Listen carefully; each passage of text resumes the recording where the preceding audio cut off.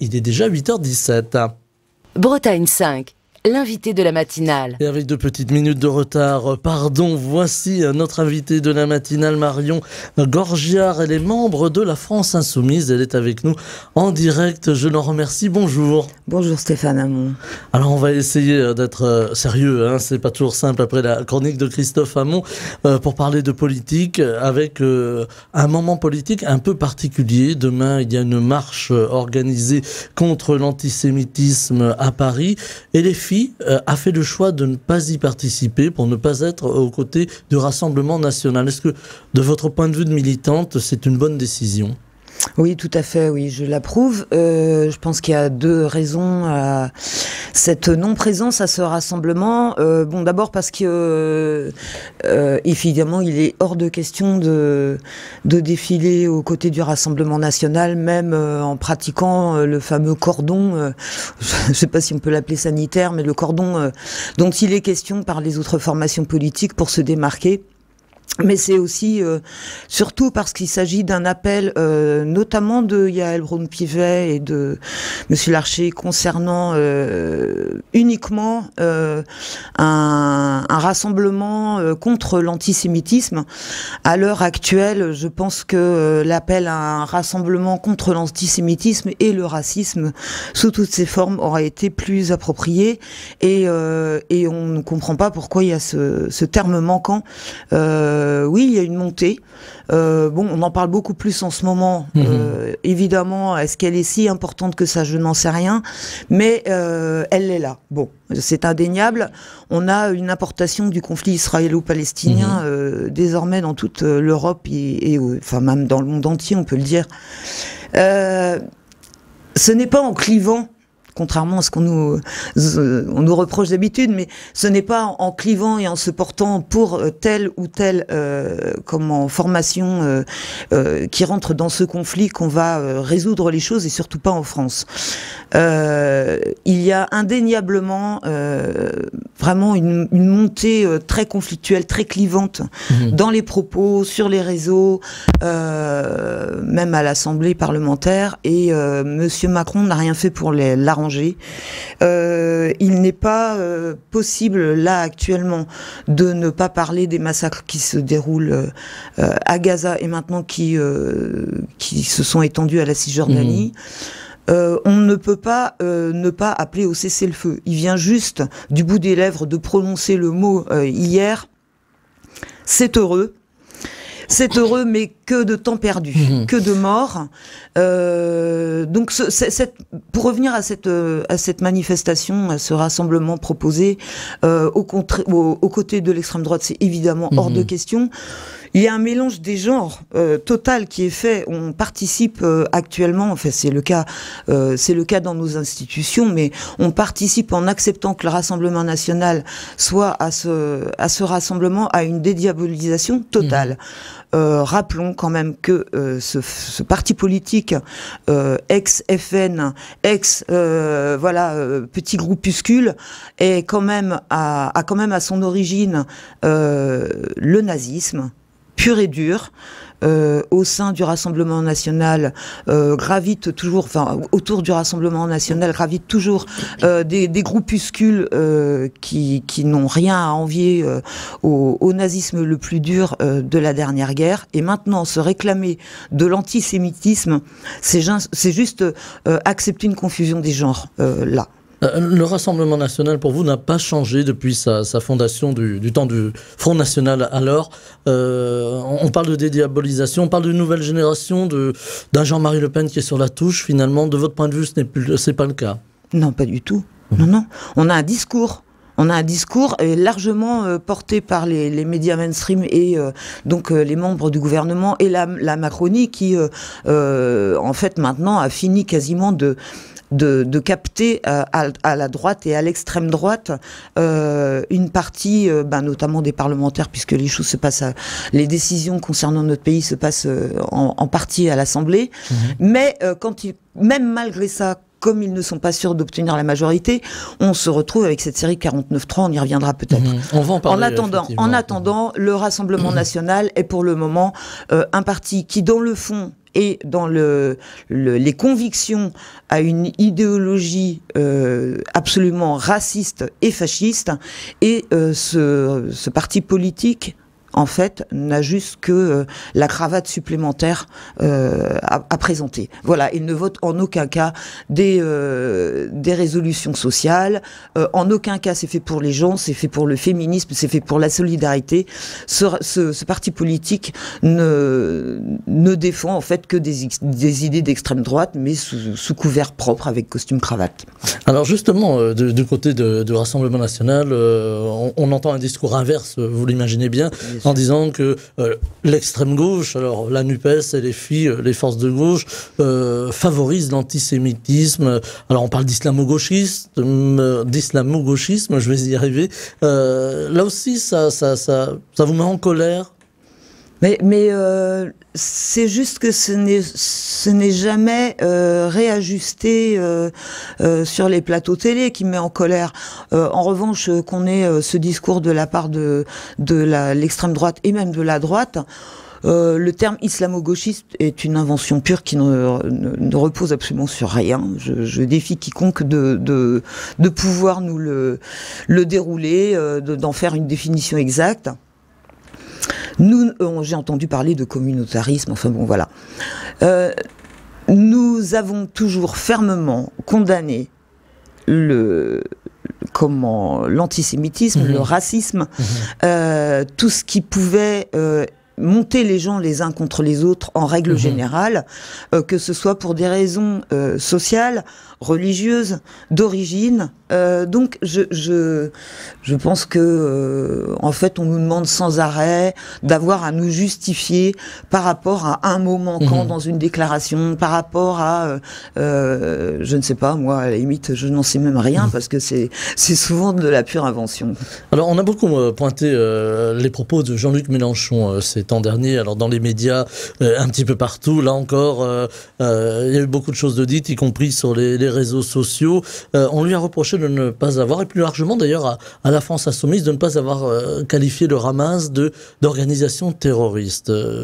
Est-ce que vous vous dites qu'il y a une erreur, on aurait peut-être dû le faire, ou est-ce que ça n'avait pas lieu d'être, on n'avait pas, enfin en tout cas les LFI ou les forces de gauche plus largement n'avaient pas qualifié le Hamas d'organisation terroriste? Alors, la condamnation des actes du Hamas, soyons très clairs, nous l'avons fait 100 fois, 1000 fois. S'il faut le répéter ici, je répète, nous avons et nous condamnons très fermement les massacres commis par le Hamas le 7 octobre. Ceci étant dit, le terme terroriste n'a absolument aucune valeur juridique dans le droit international.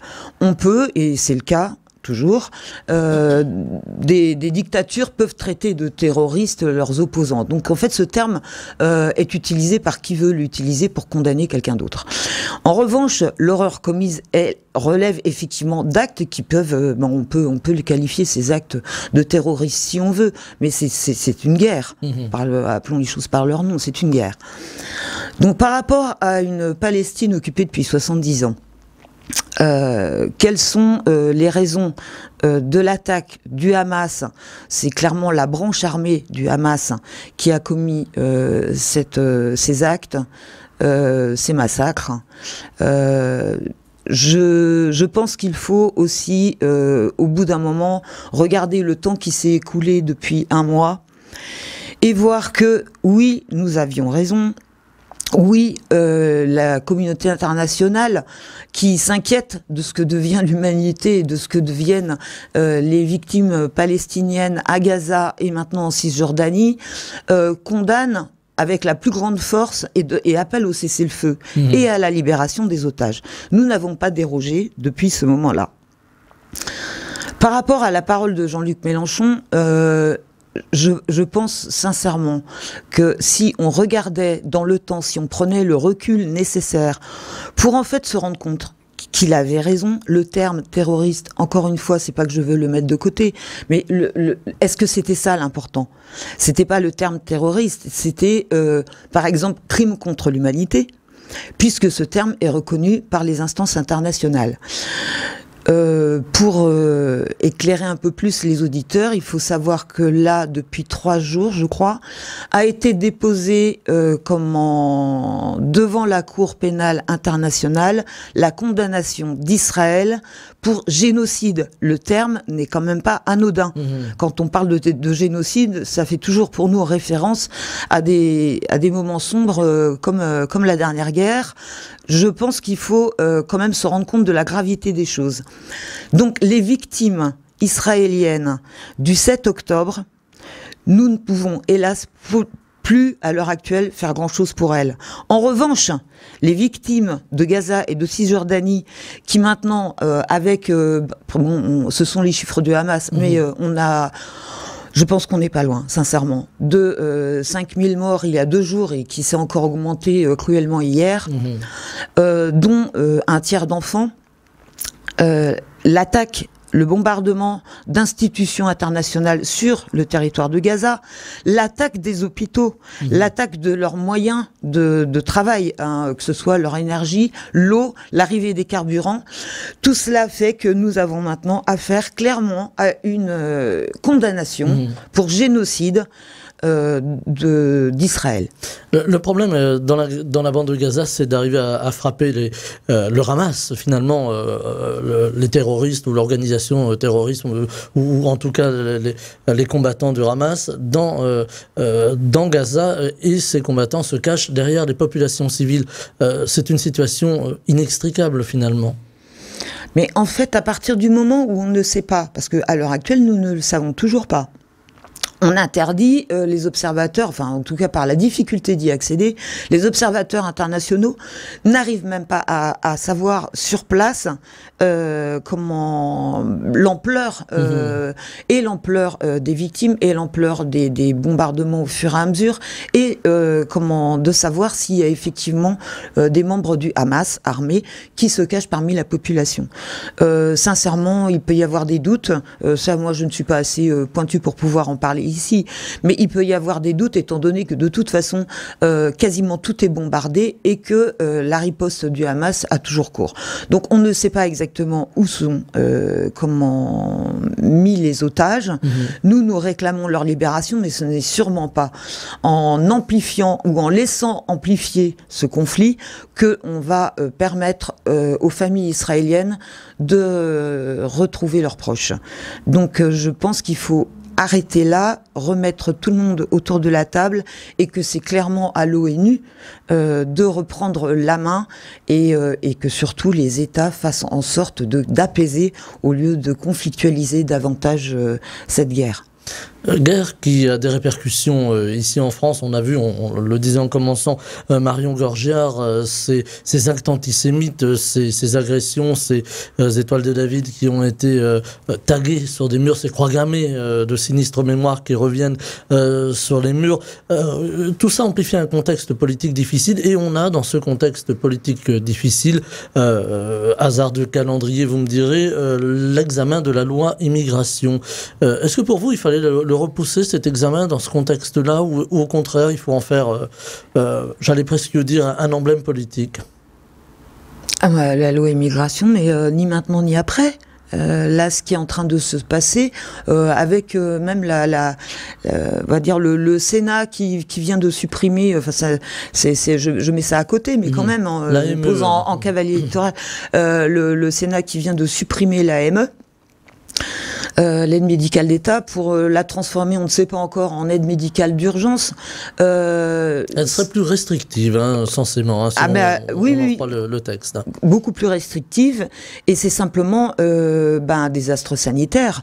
Le corps médical s'insurge, y compris des membres de Renaissance d'ailleurs, pour dire que là, on aura affaire à quelque chose qui met tout simplement toute la population en danger, parce qu'à partir du moment où on ne soigne pas, il n'y a pas d'urgence d'urgence en termes médical. Soit on prend le mal à la racine, on soigne les gens et, je ne sais pas, par exemple, un virus s'arrête là, soit on ne le fait pas et on le laisse proliférer. Et donc, je vais les appeler les jaloux, qui disent oui, c'est très bien ceux qui viennent en France pour se faire soigner à nos dépens. Hein. Cette AME représentait donc 0,5% de notre budget santé.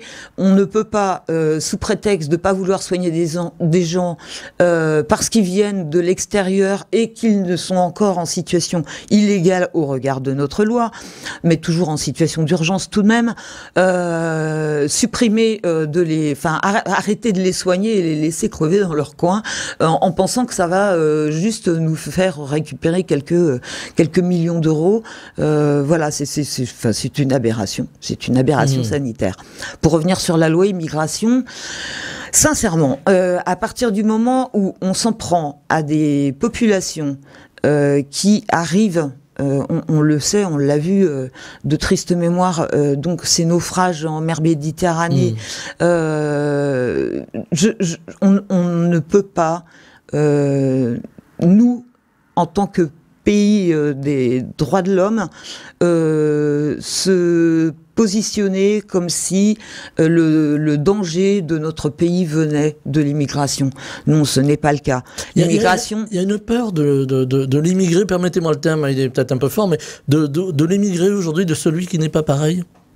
Oui, elle est savamment entretenue et elle ne repose sur pas grand-chose. Hein.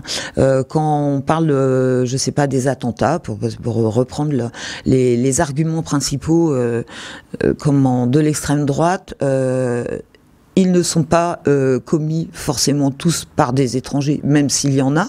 Bon, ok, mais c'est simplement parce que aussi nous avons compris après chacun d'entre eux ou des assassinats que nos services de renseignement ne fonctionnent quand même pas au top, c'est le moins qu'on puisse dire. À chaque fois, on se rend compte qu'ils ont, ils avaient des fiches sur telle et telle personne, et malgré tout, l'attentat a eu lieu. On entend beaucoup parler de fichiers S qui passent à travers la raquette. Finalement. Partout, il y a des personnes dangereuses. Je pense que, y compris avec cette montée de la peur, un climat social, mais qui est vraiment désastreux, la paupérisation d'une grande partie de la population, on a droit effectivement à maintenant non seulement des paroles, mais des actes et des problèmes aussi énormément psychologiques d'une partie de la population, qu'elle vienne de l'extérieur ou pas, qui amène à des actes. On voit des personnes décimer leur famille. Pourquoi? Enfin voilà, c'est remettre les choses à leur place. Les réfugiés sont des réfugiés essentiellement soit climatiques, soit parce qu'il y a un conflit dans leur pays. Ils n'ont absolument pas le désir de traverser la Méditerranée uniquement pour venir se faire soigner chez nous. Ça ne repose sur rien, c'est même d'un ridicule abyssal. Donc à partir du moment où on s'en prend à l'étranger et que ça sert juste à masquer nos propres turpitudes, qui sont celles d'un gouvernement en fait qui impose à toute la population française des restrictions à tous les niveaux, que ce soit sur les revenus, les conditions de travail, la santé, on pourra en parler, hein, voilà, et de dire que ça viendrait des exilés chez nous, mais c'est regarder autour de vous, hein, on n'a pas besoin d'eux pour comprendre que les décisions prises sont celles-là qu'il faut attaquer. On entend Gérald Darmanin qui qualifie certains réfugiés d'immigration finalement pour venir chercher des aides ici en France, cette fameuse immigration économique. Est-ce que pour vous c'est une réalité ou c'est vraiment un phénomène, un petit phénomène ? Alors, je vais demander à tout le monde de se mettre en situation d'avoir son territoire en guerre, ou d'avoir des méga inondations, ou des températures qui dépassent les 50 degrés, ou d'avoir des problèmes de recherche de moyens d'existence, et de se dire qu'est-ce qu'on fait dans ces cas-là ? on reste et on attend que le ciel nous tombe dessus, ou on cherche à préserver sa famille et on est dans la survie, évidemment. Donc à partir du moment où des personnes cherchent à se sauver, encore une fois, à rester en vie tout simplement, ben oui, il y a des lois effectivement qui encadrent comment l'immigration. Oui, on rentre en France, le parcours de l'intégration, enfin pas de l'intégration, mais le parcours de la carte de séjour est maintenant un parcours du combattant. Donc rien n'est fait pour les appeler à venir chez nous, absolument rien. Pourtant ils viennent quand même, au risque de leur vie, en traversant encore une fois la Méditerranée. Donc la France marque une espérance finalement pour ces populations qui viennent d'autres continents, la France ou peut-être même plus largement l'Europe. Mais maintenant, ça va plus être l'espérance de rien du tout. Ce qui les attend là, c'est franchement, quand on voit à quel point ils sont maltraités, là vous avez des familles entières qui sont dans un parc à Rennes et qui ne trouvent toujours pas, enfin si ils ont été pendant la tempête hébergés momentanément par la municipalité dans un gymnase, mais on a des enfants qui dorment dehors depuis des mois avec leur famille. Donc non, ce n'est pas souhaitable. Et pourtant, nous avons ce devoir d'accueil.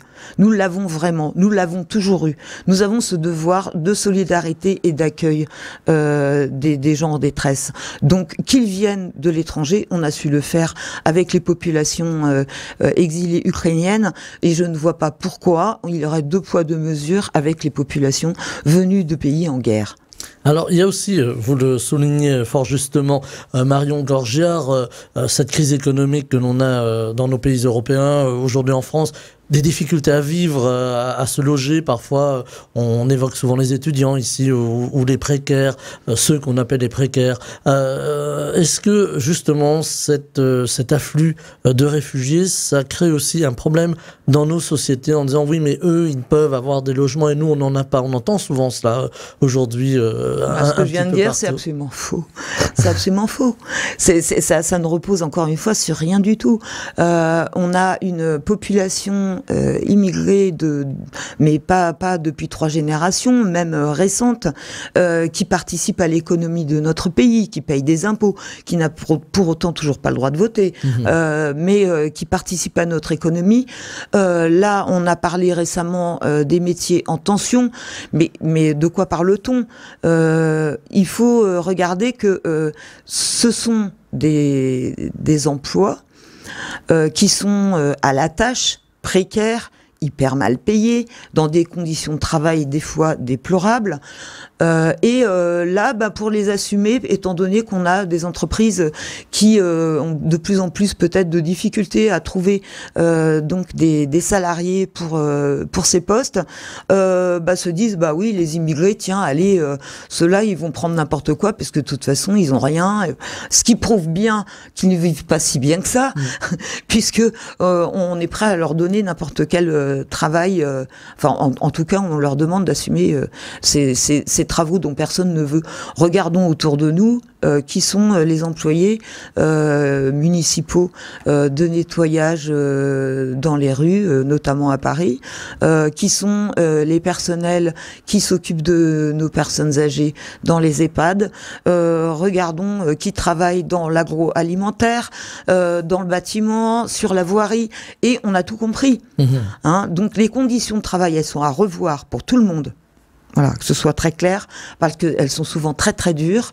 Simplement, comme on a plus de mal à trouver maintenant des personnels pour pouvoir remplir ces postes, eh bien, on durcit l'allocation chômage d'un côté pour obliger les gens à revenir en emploi, comme on dit maintenant, et à dire oui, on a peut-être besoin d'immigrés pour assurer ces métiers en tension qui ne trouvent pas de salariés.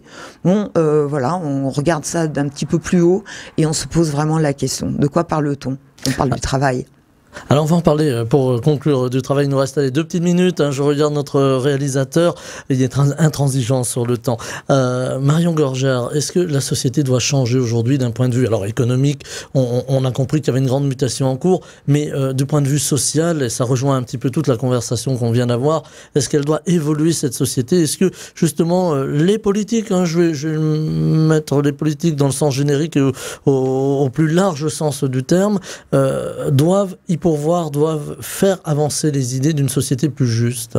Ah mais complètement, et je pense que nous à la France Insoumise on a contribué à faire évoluer certains débats.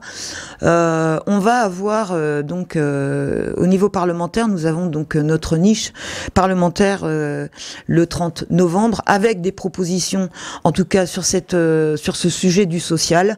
Là, ça va être notamment l'indexation des salaires sur l'inflation, puisque on se rend compte que maintenant les Français ont perdu une bonne part de pouvoir d'achat. Le blocage des prix de première nécessité, c'était ce que nous avions proposé la dernière fois, mais là maintenant avec également un minimum, le blocage des revenus pour les agriculteurs, et concernant également toute la partie du logement, notamment pour les étudiants et leurs revenus, faire en sorte que maintenant les étudiants puissent étudier dans de bonnes conditions. Voilà. Nous avons une dizaine de propositions de loi à aborder ce jour-là, en espérant que le gouvernement nous laisse les dérouler jusqu'au bout. Et vous aurez déroulé vos opinions et votre discours, oserais-je dire, jusqu'au bout. Marion Gorgiard, membre de la France Insoumise, vous étiez notre invitée ce matin. Merci infiniment d'avoir été avec nous en direct. Je vous remercie. Bonne journée à vous. Bretagne 5 matin. Stéphane Hamon.